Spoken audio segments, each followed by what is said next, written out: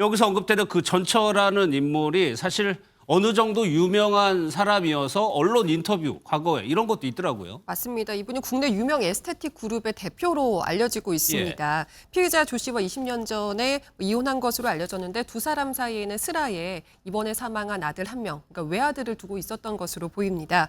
이번 사건으로 인해서 이 대표가 4년 전에 했던 인터뷰 내용이 재조명이 되고 있는데요. 아들에 대한 굉장히 큰 애정을 드러낸 그런 내용이었습니다. 이제 나는 재산이 많아서 충분히 살만한데 아들이 나 같은 삶을 살지 않길 바라고 행복하게 잘 살길 바랄 뿐이다. 우리 아들에게 좋은 것만 하고 싶다. 그게 엄마로서 역할이고 보람이다. 뭐 이런 내용이었습니다. 그러니까 20년 전에 이혼한 전처가 자신의 남편에 대해서도 언급을 인터뷰 때 했는데요. 내가 굉장히 이른 나이에 이제 아무것도 없는 상황에서 이 남자와 결혼했다라는 거죠. 그래서 이른 나이에 결혼을 해서 남편의 대학 등록비도 내가 벌었어야 됐고 생활비까지 내가 모두 벌었어야 돼서 굉장히 고생스럽다. 그래서 내가 고민하다가 사업까지 구상했고 돈을 모으는데 상당 시간 동안 노력했고 고생을 했다라는 취지의 인터뷰가 남겨져 있습니다.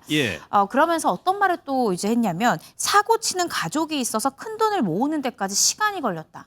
그러면 아들에 대한 애정 섞인 부분에 대한 언급, 그런데 남편의 대학교 등록금까지 내가 벌어야 돼서 너무 힘들었다. 그러면 여기서 사고 치는 가족을 전 남편을 지칭할 가능성이 굉장히 높아 보이죠. 지금까지 공식적으로 경찰에서 밝힌 동기는 이겁니다. 가정 불화가 있었다. 딱 이 한 문장이에요. 그런데 일부 언론 보도에 따르면은 아들을 거론하는 보도가 있었어요. 맞습니다. 이 피해자 조 씨가 약 20여 년 전에 이혼을 했다고 알려졌잖아요. 근데 그 이혼 사유를 둘러싸고 아들과 오랜 시간 동안 갈등을 겪어왔다. 이런 보도가 나오고 있는 겁니다.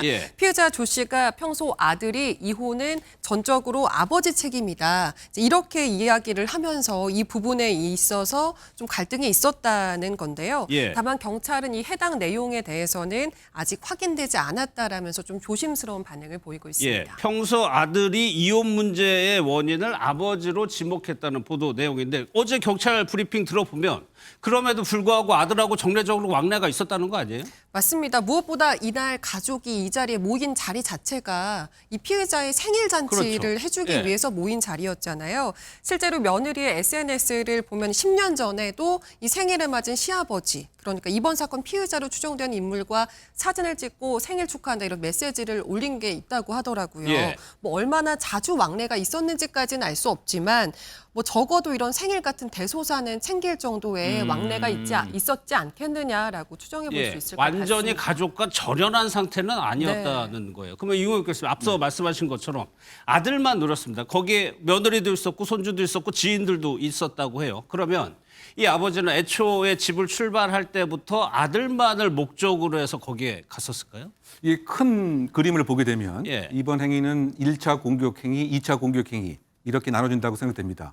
이 목적은 다 복수를 위한 것이라고 일단 공통점이 있고요. 1차 공격 행위가 바로 아들에게 행해졌는데 질문처럼 왜 아들에게 행해졌을까?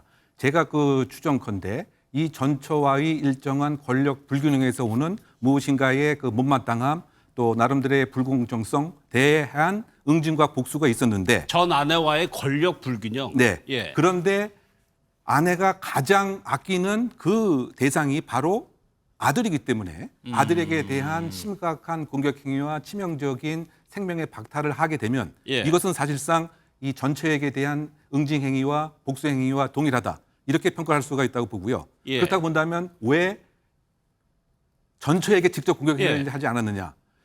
전처에게 직접 공격 행위를 하는 것보다 아들에게 생명권을 박탈하는 것이 전처에 대한 더 아픔을 줄 수 있는 그런 이유라고 볼 여지가 큰 것이죠. 그래요? 과거의 그 여러 가지 연구 결과에 의하면 그 자식을 살해하는 그 부모의 몇 가지 유형이 있는데 그 중에 또 상당 부분이 즉 이 자신의 배우자에 대한 응징과 복수 이런 연구 결과가 있습니다. 그렇다고 본다면 이 아들은 자신의 편이 아닌 즉 물건과 같은 그러한 이 존재로 생각을 했을 가능성이 크다. 그래서 사실은 이 복부를 향해서 이렇게 탄환을 발사를 한 것은 우리가 일반적인 것으로는 이해하지 못하는데 제가 설명한 그런 방식에 의하면 그럴 범직도 한 과거 사례와 유사하다 이렇게 요약할 수가 있겠죠. 실제 그런 사례와 연구가 있다는 말씀이시죠. 물론 정확한 내용은 수사를 더 해봐야 됩니다. 그럼 여기서 언급되는 그 전처라는 인물이 사실 어느 정도 유명한 사람이어서 언론 인터뷰 과거에 이런 것도 있더라고요. 맞습니다. 이분이 국내 유명 에스테틱 그룹의 대표로 알려지고 있습니다.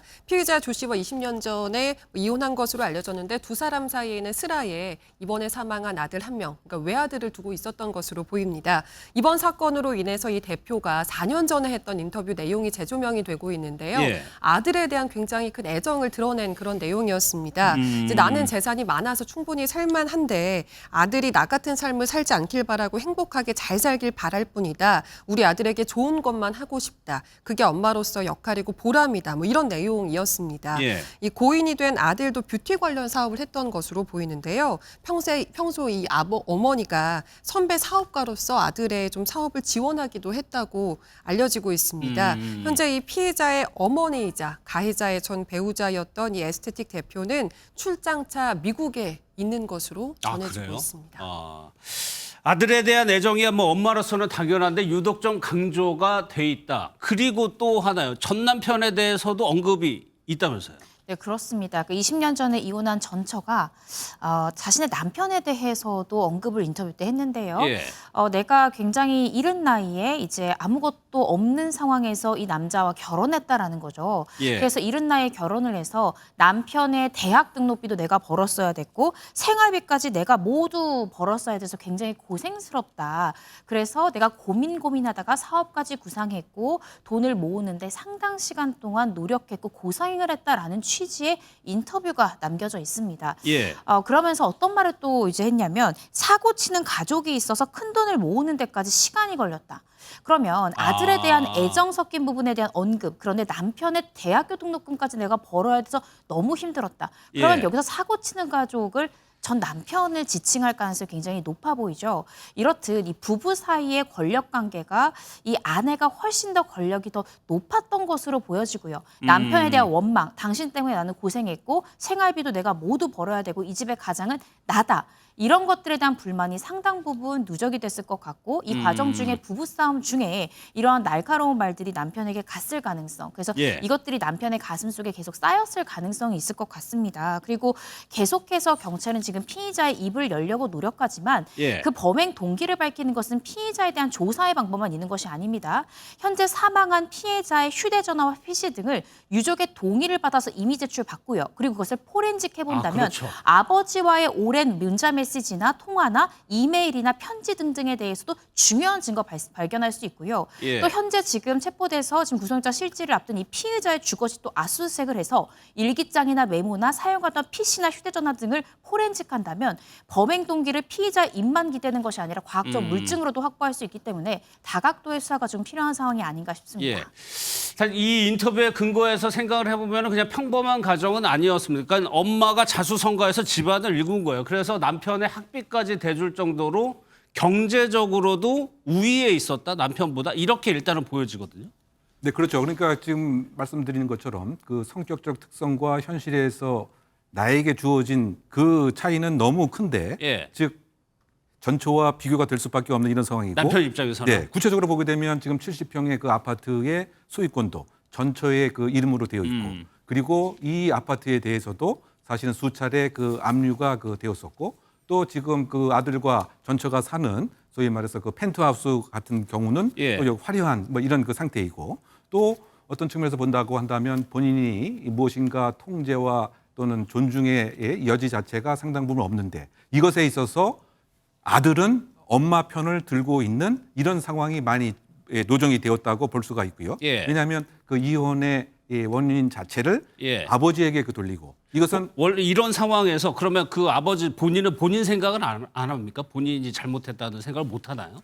본인의 입장에서는 나름대로 그 정당화 합리화에 계속해서 이유를 그 찾을 수밖에 없고요. 그래서 이것이 장기간 축적되어 있고 근본적인 동기는 이와 같은 것을 복수를 해야 되고 그래서 아까 말씀드린 아들에 대한 공격 행위가 있었는데 그것을 1차라고 제가 얘기를 했고 2차에 관한 설명을 아직 안 했었는데 2차 공격 행위가 바로 방화에 대한 준비 행위인 거죠. 그러니까 자기가 살고 있던 집, 전처 명의로 된 집에다가 이나무를 설치해 둔 거. 그렇죠. 그 이나물에 대한 그 설치의 그 양식과 방법을 봐도 그 15개 그 통에 이를테면 신나를 놓았고 이 15개를 9군데로 이렇게 분산을 시켜놨는데 9군데 그 장소마다 그 도화선 자체 타이머가 작동되게 되었죠. 그래서 뭐냐면 동시에 불이 날 수 있도록 다 미리 계획을 한 거죠. 이것의 이제 근본적인 그 심적 동의는 무엇이냐?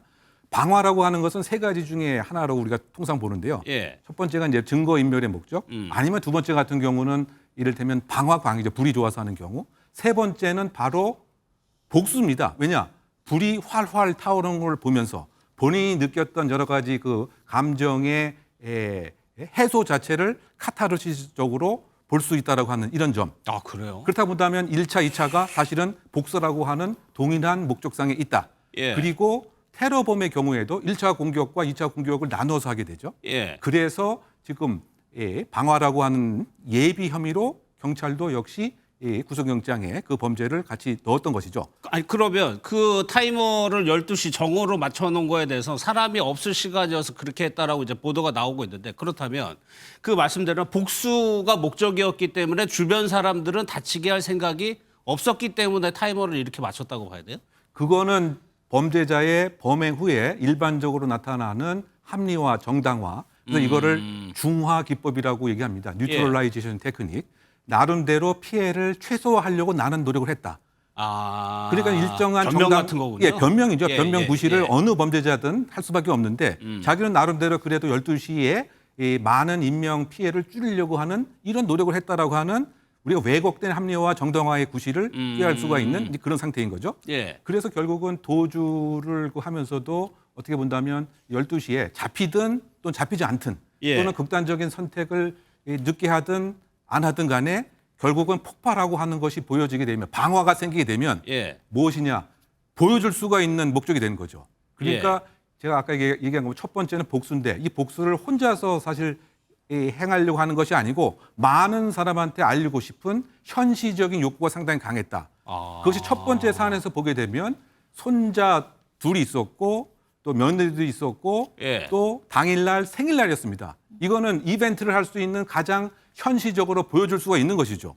그래서 첫 번째, 그다음 두 번째는 역시 그 대형 방화가 생기게 되면 이것을 목격할 수도 있고 소식을 들을 수도 있죠. 그러면 심리적으로 불이 활활 타오르는 걸 보게 되면 사람의 그 복수의 마음과 이것이 카타르시스적으로 해소되는 것이 방화 범죄자의 공통적인 모습인데 이번에서도 그와 같은 것이 그대로 드러났을 가능성이 있었다. 다만 이제 이것을 행하기 전에 경찰에게 그 자백을 해서 결국은 이와 같은 대형 방화가 생기지 않도록 특공대가 조치를 해서 그 망정이지 실제로 이거는 정말 동시에 그 불이 붙을 수 있는 신나 15통이 있었기 때문에 말이죠. 그래서 요약하게 되면 그 극단적인 그 복수를 나 혼자서 하는 것이 아니고 알리고 싶었던 그것이 가장 큰 이 범행의 특성이 아닌가 평가합니다.